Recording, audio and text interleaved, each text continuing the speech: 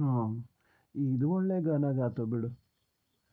ಒಂದೆರಡು ಮಾತಲ್ಲಿ ಹೇಳ್ದಂಗೆ ಮಾಡಿದೆ, ಬಂದಿಲ್ಲಿ ಕೂತ್ಕೊಂಡೆ ಏನಾರು ಮಾಡ್ಕೆ ಅಂತ. ಅದಕ್ಕೆ ಅದೇ ಸಲ್ಗಿ.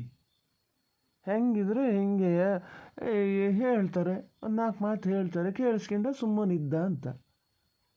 ಬತ್ತ ಇದೇ ಆ ಜಾಗ ಹೋದ್ರೆ ಭಾಳ ಕಷ್ಟ ಆಗ್ತದೆ ನೋಡು. ಹೇಳಿನಿ ಎಂತ ಅಂತೆ ಅದ್ರದ್ದು, ಎಂತ ಅಂತೆ ಗಂಡನ ಹತ್ರ ಆ ಥರ ಏನು ಇದ್ರ ಉತ್ತರ ಕೊಡ್ತಾ ಇತ್ತಲ್ಲ.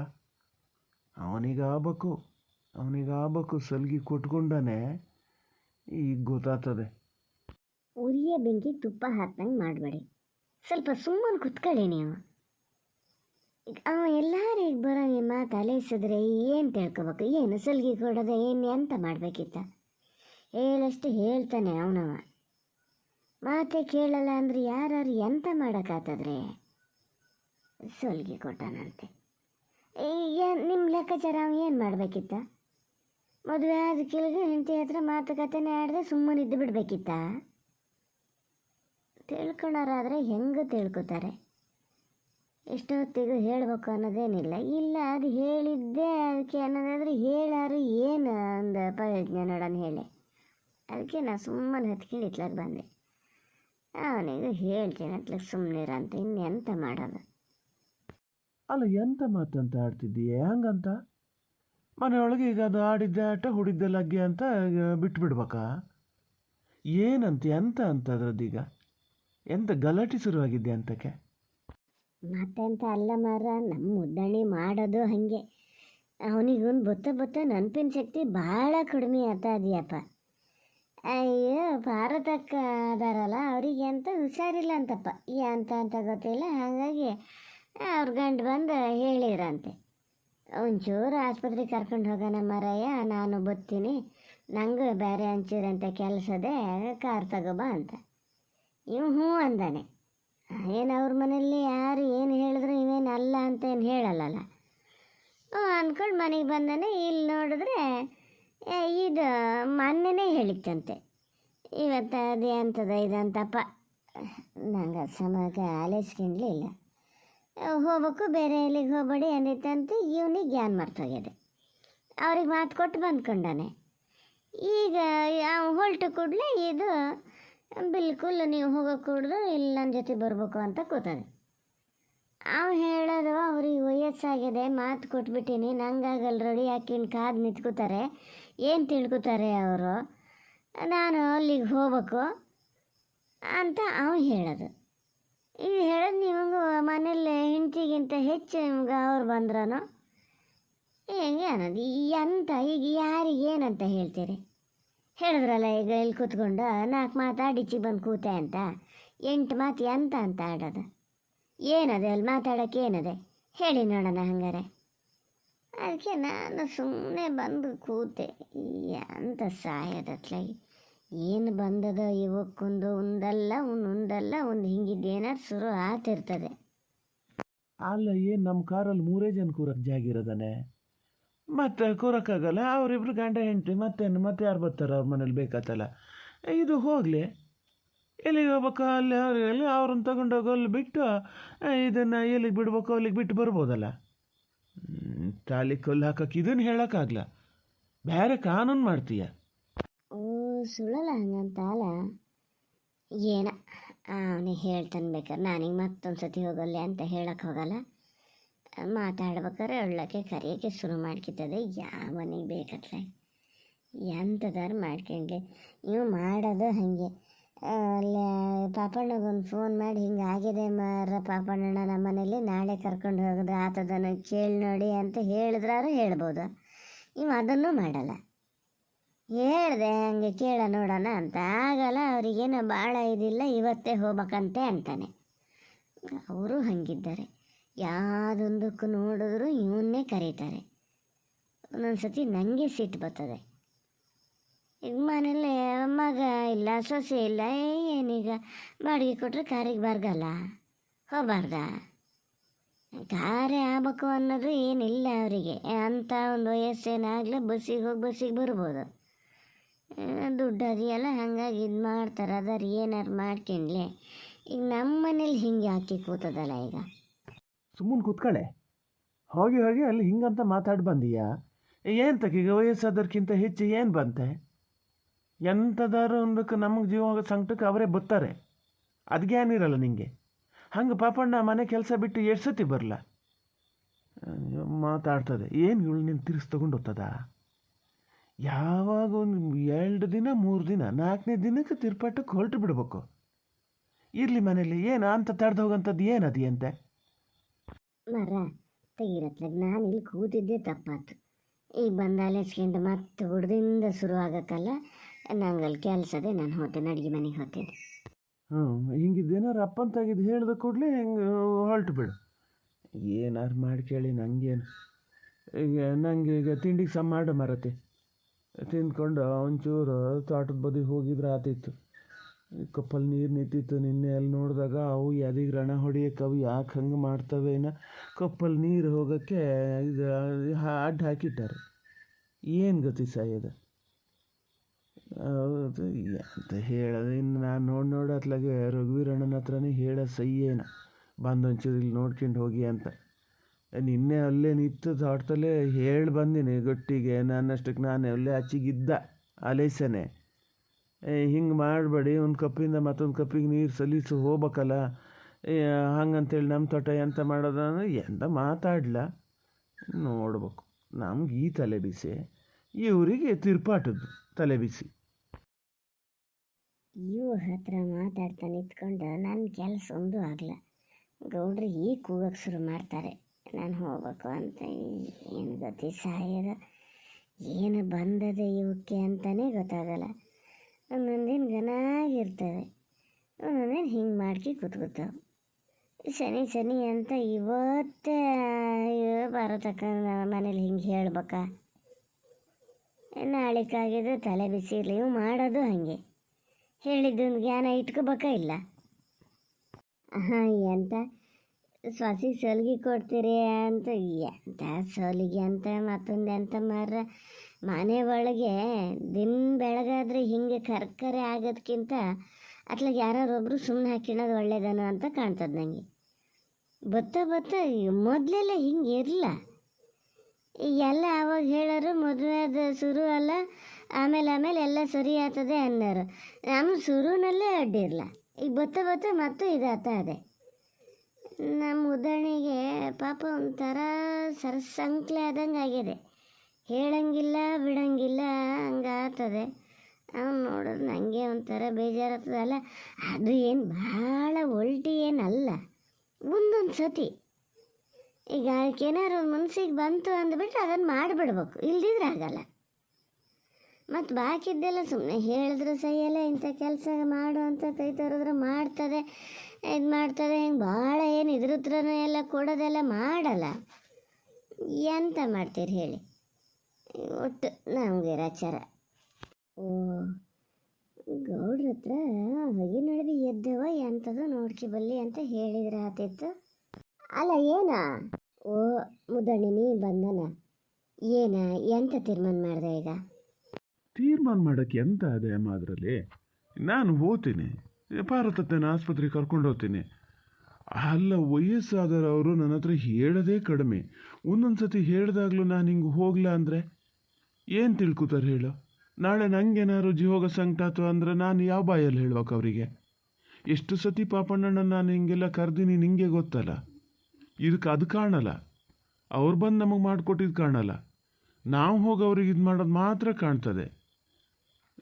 ಸುಮ್ಮನಿರು. ಇದ್ರ ಮಾತು ಕಟ್ಕೊಂಡು ನಾನೆಲ್ಲರನ್ನೂ ನಿಷ್ಠೂರ ಮಾಡ್ಕೊಂಡ್ರೆ ಹಿಂಗಾಗೆ 1-2 ಸತಿ ಅಂತಕ್ಕೂ ನಾನು ಗುಂಡಪ್ಪ ಅವ್ರ ಮನೆಗೆ ಹೋಗದೆ ಇದಕ್ಕೆ ಅವ್ರಿಗೆ ಎಷ್ಟು ಸಿಟ್ಟು ಬಂದಿತ್ತು ಗೊತ್ತಾನೋ. ಇನ್ನೂ ಅವ್ರ ಸಿಟ್ಟು ಕಡಿಮೆ ಆಗಲ್ಲ. ಎಂಥಾರು ಮಾತಿಗೆ ಬಂದರೆ ಹಿಂಗೆ ಹೇಳ್ತಾರೆ, ಬರ್ತೀನಿ ಅಂತ ಮಾತು ಕೊಟ್ಕೊಂಡು ಅವತ್ತು ಬಂದಿರಲ್ಲ, ಕಾದು ಸಾಕಾಗಿತ್ತು ನನಗೆ ಅಂತ. ಸುಮ್ಮನಿರು, ಏನು ತಲೆ ಹೋಗೋಂಥದ್ದು ಏನೂ ಇಲ್ಲ. ನೀನು ಮಾತ್ರ ಸಪೋರ್ಟ್ ಮಾಡಬೇಡ ನೋಡಮ್ಮ, ಹೇಳಿನಿ. ಇಲ್ಲ ಮರೆ, ಸಪೋರ್ಟು ಎಂತ ಮಾಡಲ್ಲ. ಏನು ಕರ್ಕರೆ ಮನೆ ಒಳಗೆ ಅಂತ ನೋಡಿದೆ. ಎಂತ ಅಂತೆ? ಅದು ಎಲ್ಲಿಗೆ ಹೋಗ್ಬೇಕಂತೆ? ಅಯ್ಯೋ, ಅಂತ ತಲೆ ಹೋಗೋಂಥದ್ದು ಏನೂ ಇಲ್ಲ ಅಮ್ಮ. ಇದ್ರ ಹೊತ್ತಿಗೆ ಏನೋ ಫೋನ್ ಮಾಡಿತ್ತಂತೆ, ಶಾಪಿಂಗ್ ಅಂದ್ರೆ ಪಾಪ ನಿಂಗೆ ಅರ್ಥನೇ ಆಗಲ್ಲ.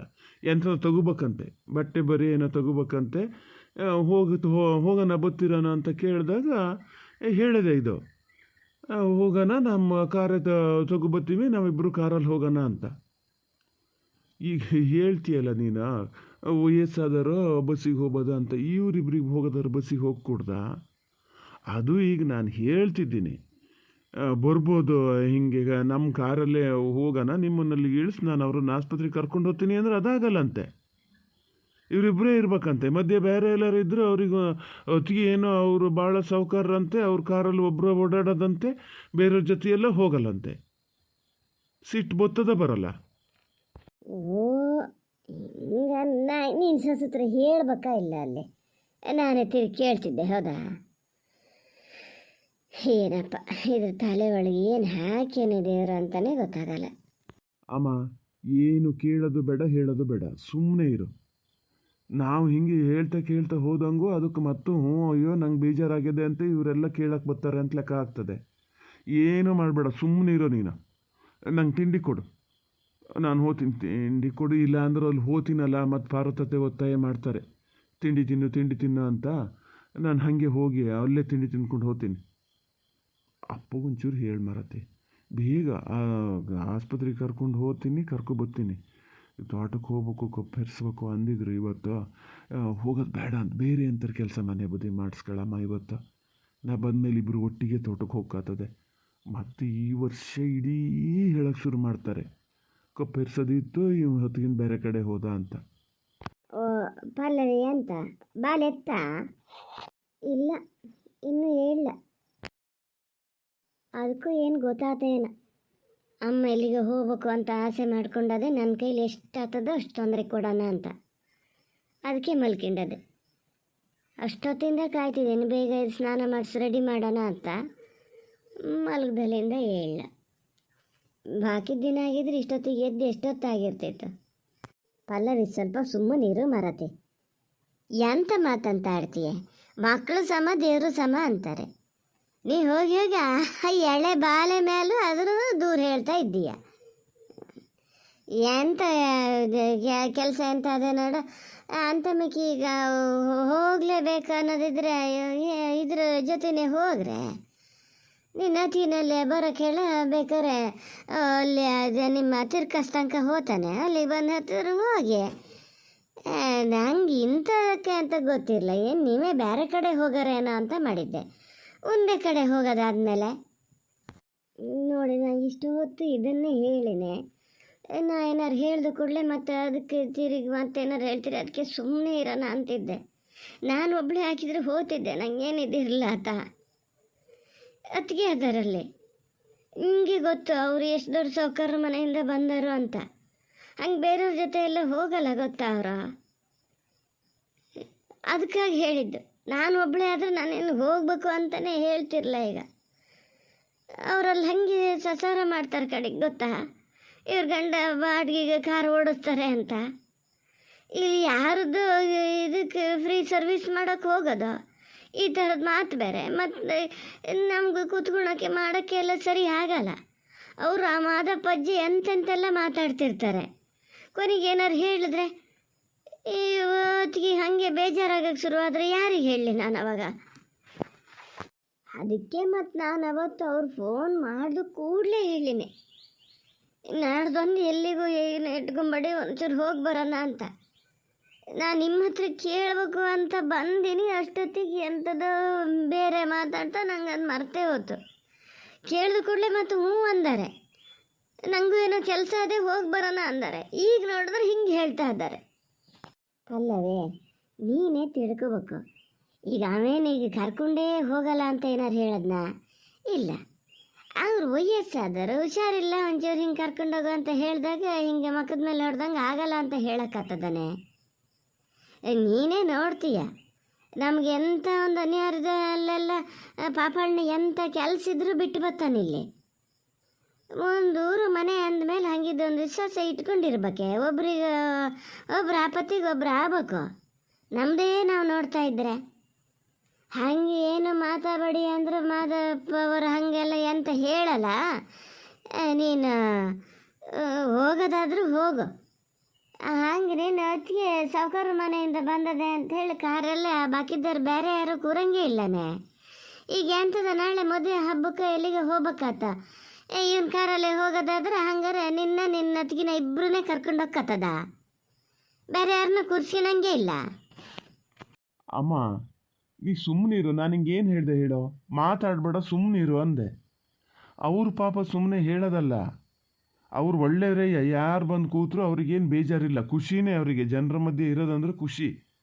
ಇದ್ರ ಸೌಕಾರ್ಕಿ ತೋರಿಸ್ಕೋಬೇಕಲ್ಲ, ಅದಕ್ಕೆ ಅಲ್ಲ ನೀನು ಹೇಳ್ತೀಯಲ್ಲ ಅಮ್ಮ, ನಂಗೆ ಅವಾಗ ನೋಡು ಮರ್ತೋತು.